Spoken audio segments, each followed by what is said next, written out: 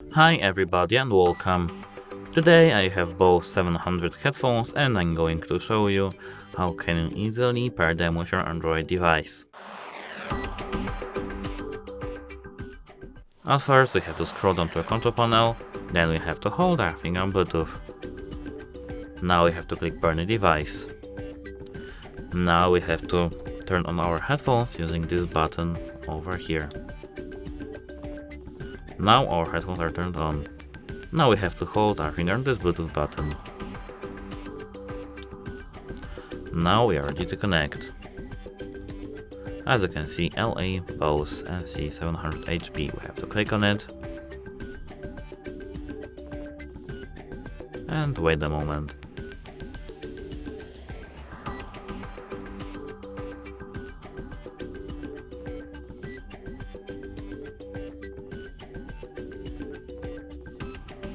Now we are connected.